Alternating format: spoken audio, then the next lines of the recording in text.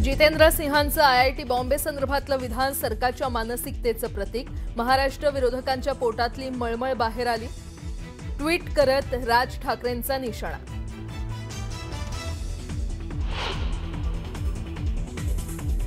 अशोकराव इतक्या पैशाचं करता काय? भाकरच खाताना की नोटा खाता? मंत्री संजय शिरसाट यांचा अशोक चव्हाणांवर हल्लाबोल।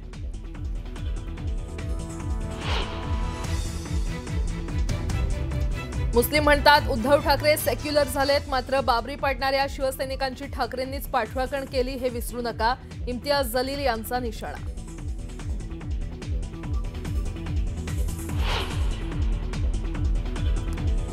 अहिल्यानगर जिल्ह्यातील श्रीरामपूरमध्ये काँग्रेस जिल्हाध्यक्ष गुजर यांचं अपहरण करून मारहाण। हिंदुत्ववादी संघटनेच्या कार्यकर्त्यांनी अपहरण केल्याचा आरोप।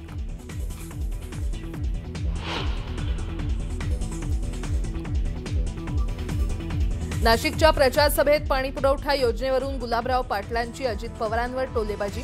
भगूरला जाऊन योजनेची घोषणा करा असं मी अजित पवारांना सांगितलं होतं, त्यामुळे दुसऱ्याची पोरं आपली सांगू नये, अजित पवारांना सणसणीत टोला।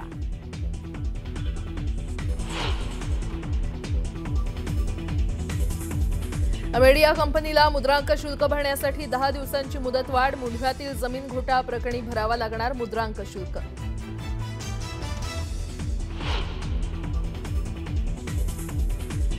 पुण्याच्या विश्रांतवाडी परिसरात जिलेटिनच्या कांड्या डिटोनेटर सापडल्यानं खळबळ। खडक फोडण्याचं काम करणाऱ्या मजुरांकडे सापडलं जिलेटिन। 2 मजुरांवर विश्रांतवाडी पोलीस ठाण्यात गुन्हा दाखल।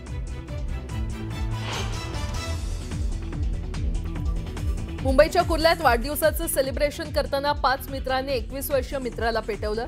वाढदिवस साजरा करताना मित्रांमध्ये झाला होता वाद। 5 आरोपींना अटक।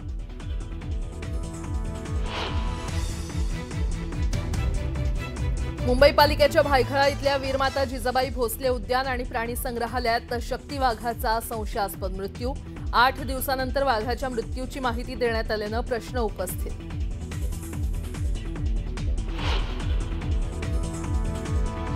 गाडीवरचं नियंत्रण सुटल्यानं मिनी ट्रॅव्हल्सचा अपघात। सातारा जिल्ह्यातील फलटण तालुक्यातील घटना। अपघातात एकाचा मृत्यू।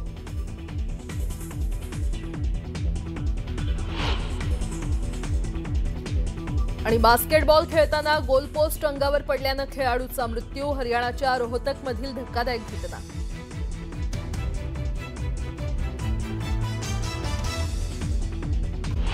बातम्या पाहणार आहोत वेगवान स्वरूपात। धाराशिव जिल्ह्यातील उमरगा शहरात काँग्रेस आणि शिवसेनेच्या युतीचा नवा अध्याय सुरू झालाय। माजी खासदार रवींद्र गायकवाड यांचे सुपुत्र शिवसेनेकडून नगराध्यक्षपदासाठी रिंगणात उतरलेत। काँग्रेसला सोबत घेत ही युती करण्यात आली असून शिवसेनेनं भाजपसोबत काडीमोड घेत काँग्रेससोबत घरोबा केलाय। अमरावतीच्या धामणगाव नगरपरिषद नगराध्यक्षपदासाठी भारतीय जनता पक्षाचे नेते माजी आमदार अरुण अडसड यांची कन्या तर धामणगाव रेल्वे मतदारसंघाचे भाजपचे आमदार प्रताप अडसर यांची बहीण अर्चना रोठे अडसड यांना उमेदवारी देण्यात आलेली आहे। अर्चना रोठे यांच्यावर घराणेशाहीचा आरोप लावण्यात आलाय। काँग्रेसच्या कार्यकर्त्यांसाठी माजी मुख्यमंत्री पृथ्वीराज चव्हाण यांच्या सौभाग्यवती सत्वशीला चव्हाण या कराड नगरपालिकेच्या निवडणुकीच्या प्रचारात सक्रिय झाल्यात। काँग्रेसचे नगराध्यक्षपदाचे उमेदवार झाकीर पठाण यांच्यासाठी शहरातून पदयात्रा काढत काँग्रेसच्या उमेदवारांना निवडून देण्याचं आवाहन केलं। कामठी नगर परिषदेमध्ये काँग्रेसचे पर्यायी उमेदवार आसिफ सरमतिया यांचा उमेदवारी अर्ज एबी फॉर्म अधिकृत नसल्याचा मुद्दा मान्य करत नागपूर खंडपीठानं उमेदवारी अर्ज बाद ठरवला। त्यामुळे काँग्रेसकडून हाजी अब्दुल शकूर नागाणी हे अधिकृत उमेदवार ठरले। भिवंडी निजामपूर शहर महानगरपालिकेच्या मुख्यालयाच्या इमारतीच्या नावातील र हरवलाय। घटनेला 2 महिने होत आले तरी पालिका प्रशासन लक्ष देत नसल्यानं पालिका प्रशासन नगरातील नळ गटार रस्त्यांप्रमाणेच मुख्यालयाच्या नावाबाबत देखील उदासीन असल्याची चर्चा होते। धाराशिव नगरपालिका निवडणूक प्रचाराचा जोर दिवसेंदिवस वाढतोय। मतदारांना प्रभावित करण्यासाठी उमेदवार वेगवेगळी शक्कल लढवत आहेत। वासुदेवाची मदतही उमेदवारांकडून घेतली जाते। लोणावळ्यातील राजमाची उद्यानाजवळ हातावर पोट असलेली दिवसभर पेरू विकून उदरनिर्वाह करणारी भाग्यश्री जगताप या सुद्धा निवडणूक रिंगणात उतरलेल्या आहेत। राष्ट्रवादी काँग्रेसकडून लोणावळा नगर परिषदेची अधिकृत उमेदवारी त्यांना मिळाली आहे। मुंबई मतदार यादीतील दुबार नावांवरून राजकीय पक्षांनी आरोपांच्या फैरी झाडलेल्या असताना आता मुंबई महापालिका प्रशासनाने देखील याबाबत कबुली दिली आहे। एकूण 227 प्रभागांमध्ये 11 लाख दुबार नावं असल्याचं आढळून आलंय, तर त्यापैकी काही नावं ही दुबार तिबार नाहीत तर 100 वेळाही आहेत अशी 4 लाख नावं अनेक वेळा अनेक प्रभागांमध्ये असल्याचं आढळून आलंय। उपमुख्यमंत्री एकनाथ शिंदे यांनी चंद्रपूरसह विदर्भात नगरपरिषद निवडणूक प्रचार सभांचा धडाका लावला। चंद्रपूर जिल्ह्यातील भद्रावतीचे प्रफुल्ल चटकी आणि वरोरा नगरपरिषद नगराध्यक्षपद उमेदवार ज्योती मत्ते यांना विजयी करण्याचं आवाहन केलंय। नगरपरिषदांवर सत्ता खेचून आणण्याचं आवाहन उपमुख्यमंत्री शिंदे यांनी केलंय।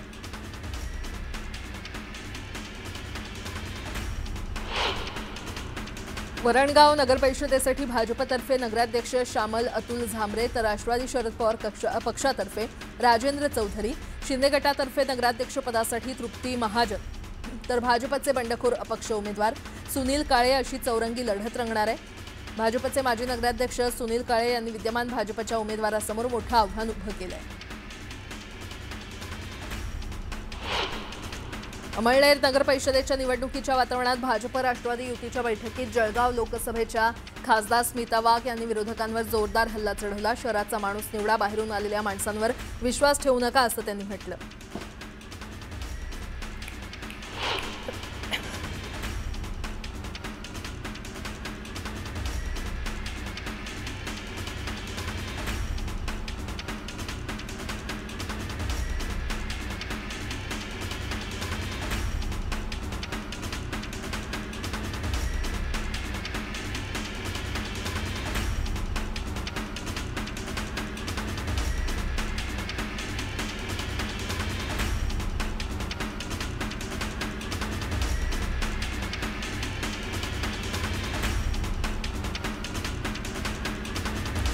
राज्यातील स्थानिक संस्थांमध्ये इतर मागास प्रवर्गासाठी 50% अधिक आरक्षण लागू असलेल्या 57 नगरपालिकांमध्ये सर्वाधिक 17 पालिका या नागपूर जिल्ह्यातील आहेत। स्थानिक स्वराज्य संस्थांमध्ये नागरिकांचा इतर मागास प्रवर्ग ओबीसींसाठी सरसकट 27% आरक्षण लागू केलंय आणि त्यामुळे अनेक ठिकाणी एकूण आरक्षण 50%च्या पुढे गेलंय।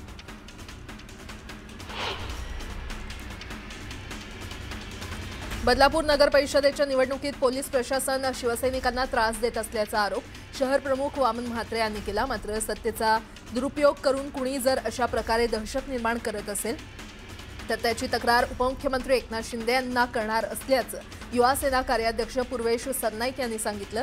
पूर्वेश यांचा भाजपकडे रोख होता का असा सवाल त्यामुळे उपस्थित होतोय। आगामी अमळनेर नगरपालिका निवडणुकीत शिवसेना शिंदे पक्षाकडून परीक्षित बाविस्कर यांची नगराध्यक्षपदाची उमेदवारी जाहीर करण्यात आली आहे। भाजप राष्ट्रवादी यांच्या संयुक्त अमळनेर तालुका शहर विकास आघाडी विरोधात थेट लढाई उभी करण्याचा निर्धार करत शिवसेना शिंदे गटानं दंड थोपटले।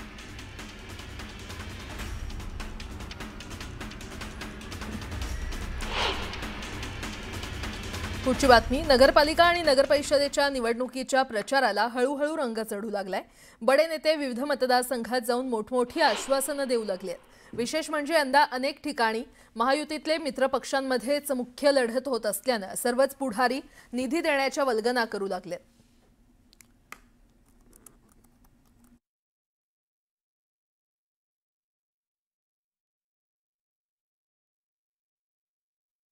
मी आपल्याला एवढंच सांगतो की या भागामध्ये जे जे काही विकासाला पैसे लागतील ते विकासाला पैसे देण्याचं काम हा एकनाथ शिंदे करेल। कारण नगर विकास विभाग माझ्याकडे आहे, गृहनिर्माण विभाग माझ्याकडे आहे, रस्त्याचा MSRDC विभाग माझ्याकडे आहे, MIDC विभाग आपल्याकडे आहे आणि ज्या ज्या विभागातून या ठिकाणी आपल्याला रोजगार देता येईल, तरुणांच्या हाताला काम देता येईल ते देण्याचं काम आपण करू। बाळासाहेब सांगायचे की शब्द देताना विचार करून द्या। मी देखील आपल्याला सांगतो, शब्द देताना पूर्ण विचारांती मी शब्द दिलाय की जे जे काही बोललोय त्यासाठी पैसे कमी पडू देणार नाही। नगर विकास माध्यमातून या ठिकाणी या नगराचा विकास झाल्याशिवाय राहणार नाही। मी एकच सांगतो, मैं कमिटमेंट करता नहीं, अगर मैंने कमिटमेंट एक बार कर दी तो फिर मैं खुद की भी नहीं सुनता। मी तर केवळ एवढंच सांगण्याकरता आलो आहे, 2 तारखेला आमची जबाबदारी तुम्ही घ्या, म्हणजे 2 तारखेला कमळाची जबाबदारी तुमची आणि 2 तारखेनंतर 5 वर्ष तुमची जबाबदारी आमची, हे सांगण्याकरता आज खरं म्हणजे मी या ठिकाणी आलेलो आहे। पुढचे 5 वर्षामध्ये या भागामध्ये पूर्ण परिवर्तन करून आपण दाखवू आणि एक मोठं काम हे आपल्याला पाहायला मिळेल। कोणाच्या हातामध्ये या महाराष्ट्राची किल्ली आहे, कोणाच्या हातामध्ये या महाराष्ट्राला पुढे नेण्याची ताकद आहे, आणि हे जर आपण बघितलं तर आपली भाजपची महायुती आणि आपलं कमळ हेच आपल्याला पुढे नेऊ शकतं। आणि म्हणून 2 तारखेला आपण कमळाचं बटन दाबा एवढीच विनंती करतो। राज्यातील सर्वात मोठा डाकू आणि आका मुख्यमंत्री असल्याची टीका काँग्रेस प्रदेशाध्यक्ष हर्षवर्धन सपकाळ यांनी केली होती आणि त्यानंतर भाजपच्या नेत्यांनी त्यांच्यावर जोरदार पलटवार केला। मात्र आता स्वतः मुख्यमंत्र्यांनी त्यांना अनुलेखानं मारलंय। काँग्रेस प्रदेशाध्यक्ष कोण हेच मला माहित नसल्याचं फडणवीस म्हटलेत।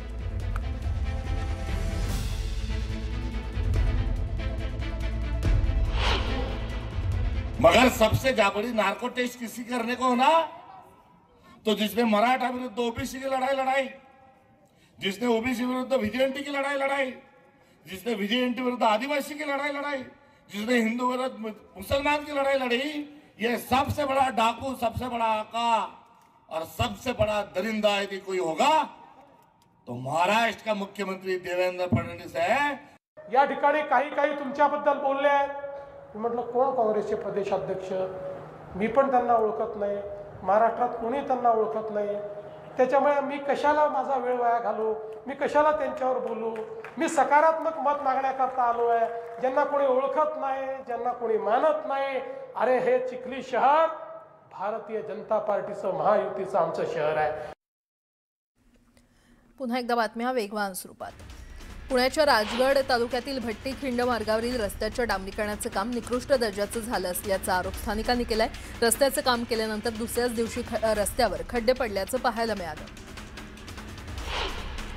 सिंधुदुर्गमध्ये भाजपच्या सभेत शिल्पा खोत यांनी आमदार निलेश राणेंवर हल्लाबोल केलाय। एक स्त्री पुढे आली की तिच्यावर होणारा आरोपांचा मारा मनाला वेदना देणारा आहे। मला पूर्वी निलेश राणे यांनी शिवसेनेतून नगराध्यक्षपदाची निवडणूक लढवण्याची ऑफर दिली होती, मग मी त्यावेळी योग्य होती तर आता अयोग्य कशी, असा सवाल शिल्पा खोत यांनी विचारलाय।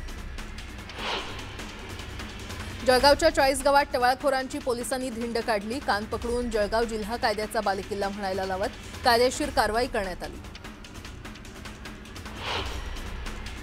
छत्रपती संभाजीनगरमध्ये महापालिका प्रशासनानं प्रसिद्ध केलेल्या मतदार याद्यांमध्ये असंख्य चुका असल्याच्या तक्रारी समोर येत आहेत। प्रशासक जी श्रीकांत यांनी अधिकाऱ्यांची बैठक घेतली, त्यात मतदार याद्यांमधील चुका ही गंभीर बाब असून त्या दुरुस्त करण्याची संधी आहे। त्यानंतरही चुका निदर्शनास आल्या तर थेट निलंबन करण्यात येईल असा दमही आयुक्तांनी दिला। नाशिकच्या भद्रकाली परिसरात कपडे खरेदीसाठी आलेल्या तिघांकडून दुकानदाराला मारहाण करण्यात आली। मारहाणीची घटना सीसीटीव्हीत कैद झाली आहे। पोलीस ठाण्यात गुन्हा देखील दाखल करण्यात आला।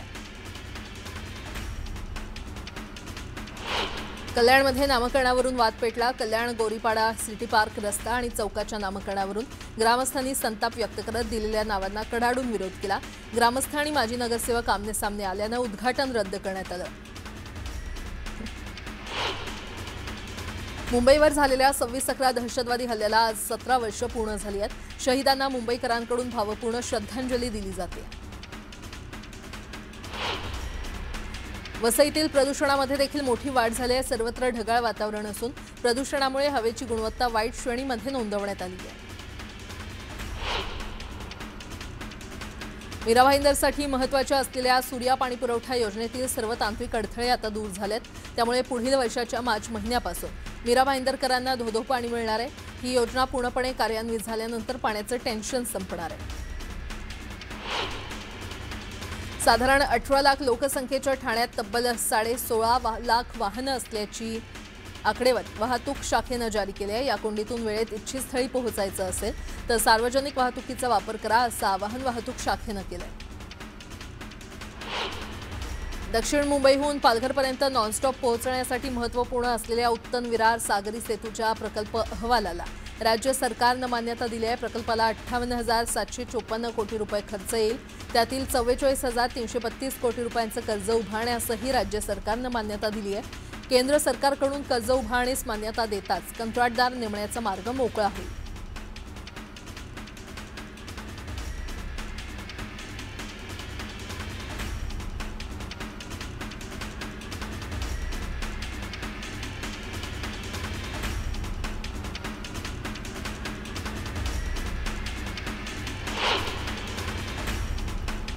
मुंबईतल्या बांधकामांसोबतच बेकऱ्यांमुळे प्रदूषण वाढत असून धुकं आणि धुलीकणांनी यात आणखी भर पडली आहे। एखाद्या परिसरात सलग 3 दिवस हवेच्या गुणवत्तेचा निर्देशांक 300च्या वर नोंदवला गेला तर संबंधित परिसर रेड झोन घोषित केला जाणार असून तेथील बांधकामं बंद केली जाणार आहेत।